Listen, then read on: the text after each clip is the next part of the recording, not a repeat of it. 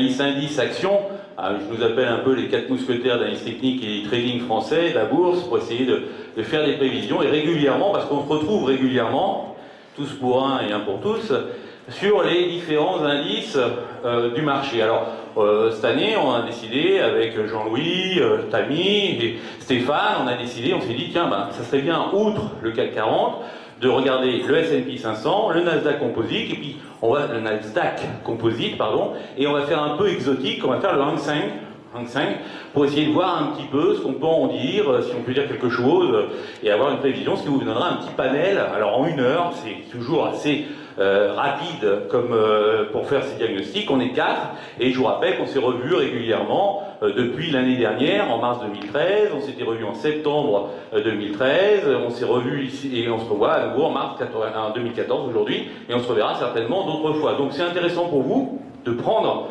ces analyses. Souvent, elles sont la plupart du temps filmées. Vous pouvez également les regarder en vidéo, revoir un petit peu en vidéo ce qui a été dit, ce qui a été pensé, parce que certaines fois aussi, on ne comprend pas forcément les intervenants. Quand ils disent un truc, c'est mieux de le revoir, de le relire, ou de le réécouter, et donc ça pourrait être intéressant. Alors, on va essayer un peu de voir avec nos 4 conférenciers, enfin 3 autres conférenciers avec moi, de voir un petit peu le S&P 500. D'abord, commençons par le S&P 500. Alors, on a des graphiques de Stéphane, il y en a 2 qui ont bossé, André Malpel, Stéphane Sodutaille et André Malpel, les autres, ils arrivent un peu en dilettante, donc, non, c'est une plaisanterie, évidemment,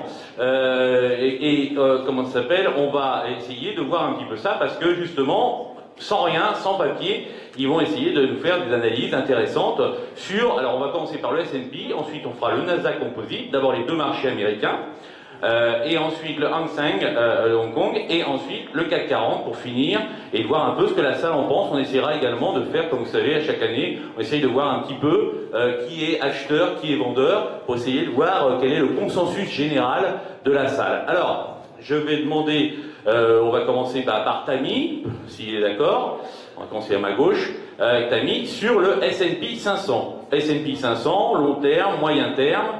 J'ai deux graphiques ici. Qu'est-ce qu'on peut en dire selon toi? Merci de commencer par moi. Bonjour. Rapidement, donc le S&P 500, on est toujours dans une tendance de fond haussière. Vous m'entendez ou pas?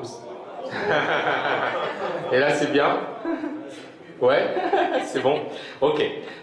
Donc le S&P 500, on est dans une tendance de fond haussière. Il est important effectivement, avant d'analyser, de revenir sur ce qu'a fait le marché. Et depuis l'année dernière, on a assisté à une forte progression de la plupart des indices boursiers internationaux. C'est d'autant plus intéressant de faire le constat que l'année dernière, on a eu énormément d'économistes, d'analystes qui disaient que les indices boursiers allaient fortement baisser. Et les marchés ont monté. Pour ceux qui ont assisté à ma conférence d'hier, donc j'avais mis un graphe, donc j'ai quand même fait le job, mais bon, j'ai pas envie de le partager parce qu'on a déjà des graphes, donc c'est pas la peine de compliquer les choses. Mais rapidement, et pour ceux qui ont assisté, pour ceux qui n'ont pas assisté, c'est pas grave, il y aura la vidéo. La tendance, elle est magnifique, elle est clairement acheteuse. D'accord? Donc, la difficulté de la chose, c'est de se dire, est-ce que ce n'est pas trop haut? Est-ce que le marché va encore du potentiel? Tout à l'heure, une personne me posait la question, Tammy, est-ce qu'on a encore un potentiel? Et moi, je vais être franc avec vous. On est dans une situation où le marché, effectivement, peut se retourner très rapidement. On a déjà beaucoup progressé. Maintenant, on n'a aucun signal de retournement de tendance. Donc, moi, je suis vraiment dans une situation où j'attends d'avoir des divergences baissières validées, où j'attends d'avoir des signaux de faiblesse, où j'attends d'avoir des moyennes mobiles qui se retournent. Hier, pour ceux qui ont assisté à ma conférence, on a attendu 6 mois durant les précédents cracks avant d'avoir un véritable effondrement. Donc, on peut avoir une situation qui va durer pas mal de temps avant d'avoir une situation de retournement. Donc, on est très loin d'un retournement aujourd'hui. Maintenant, on est déjà perché. Alors, le seul point, et c'est très important de le mentionner, le seul point positif, c'est que là, on avait une situation de quasiment guerre mondiale. On a eu des indices qui ont fortement baissé. Là, Poutine qui appelle Obama, qui dit voilà, c'est bon, on va faire la paix. Les marchés qui montent, le DAX qui a explosé, d'accord, alors que tout le monde, la semaine dernière, nous disait ça va s'effondrer. Donc les indices ont tenu super bien. Les signaux sont toujours acheteurs, donc moi je ne peux pas vendre ce marché à l'heure d'aujourd'hui.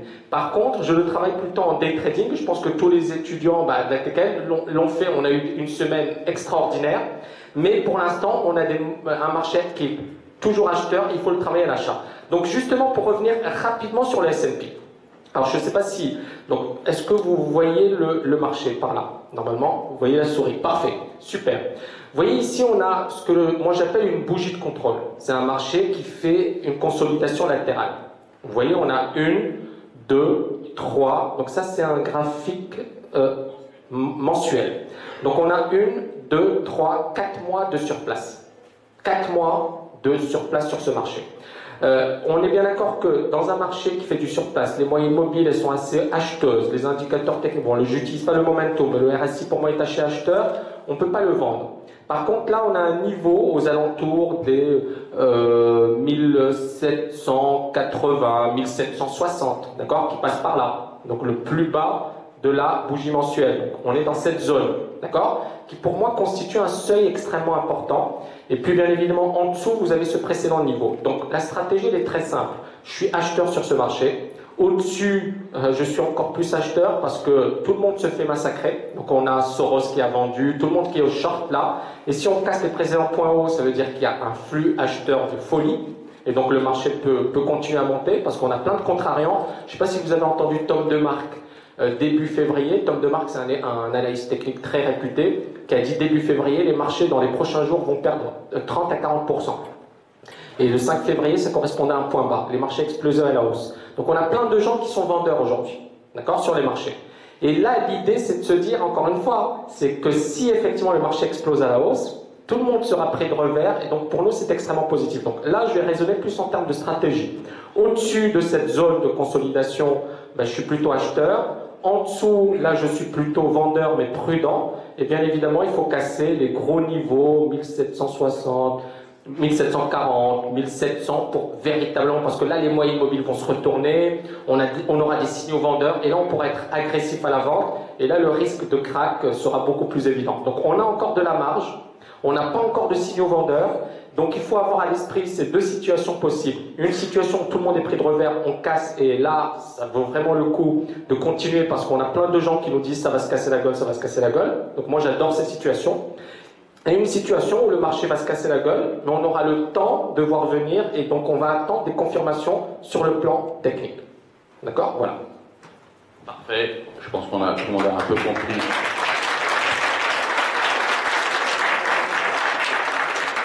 Ils sont bien la claque, hein. Je pense, combien tu les as payés? C'est pas cher, hein. C'est très bien, c'est très bien. C'est utile, d'accord. Mais on a aussi de très bons conférenciers, d'autres conférenciers très valables, avec de très bonnes prévisions. Alors, je vais passer la main donc à Stéphane. Stéphane, que penses-tu du S&P toi-même? Je vais te mettre ton graphique. Hop. Bouge pas. Là, t'as même plusieurs des graphiques, ça fait ça? Non, t'en as qu'un. D'accord, hop.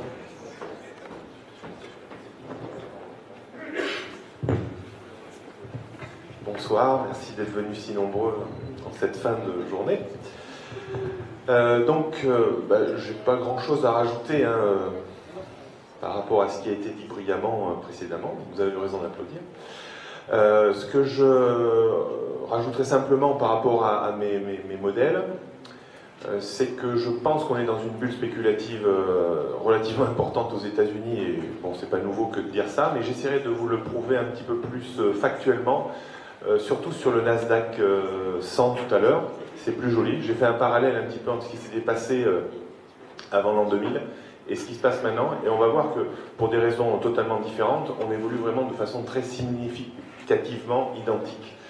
Donc ça sera intéressant de voir ça tout à l'heure. Au niveau du SP500, ben, on est quand même topiche, ça c'est clair.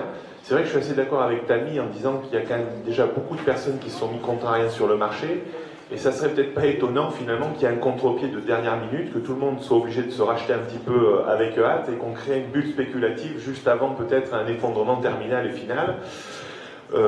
Ça sera assez dans le scénario des marchés financiers et assez dans l'air du temps par rapport aux positions qui sont déclarées ouvertement dans la presse par Soros et par plein d'autres. Donc d'un point de vue un petit peu plus factuel, je pense que le niveau 1880-1900 est un point clé, effectivement. Si on passe au-dessus, je pense qu'on aura l'attirance d'aller visiter le niveau peut-être plus psychologique que technique à 2000 sur le SP500, et s'arrêter autour de ce niveau serait peut-être pas mal pour boucler la boucle.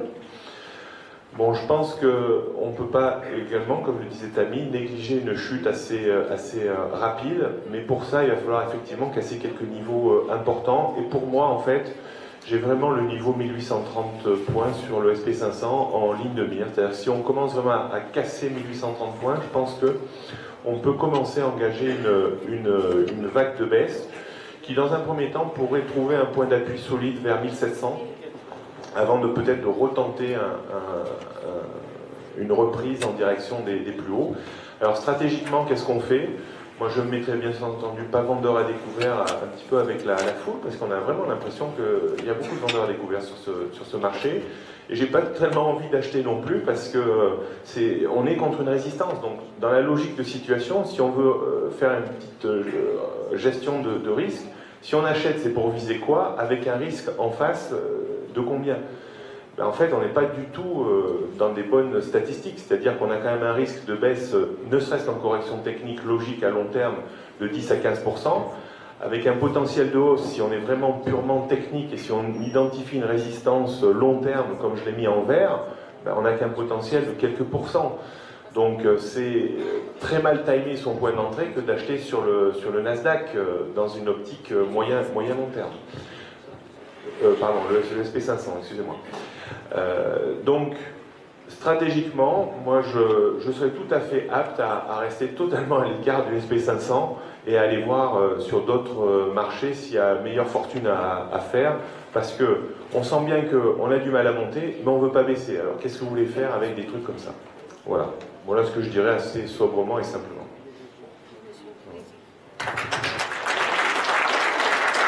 Merci Stéphane. Alors Jean-Louis, S&P. Évidemment que c'est haussier. Donc le problème c'est que par quel bout on le prend ce marché? Comment on le prend? Avec quels outils? Avec quelle confiance dans une méthode pour le travailler? Parce que j'entends dire il y a beaucoup de vendeurs, il y a beaucoup de ceci, il y a beaucoup de cela. Il y a surtout beaucoup de gens qui parlent, mais il n'y a pas grand chose, il n'y a pas grand monde qui fait quelque chose. Et souvent, ceux qui vous disent je suis vendeur, enfin, il faut vendre, etc., ils n'ont pas de position ouverte à la vente, c'est pas vrai.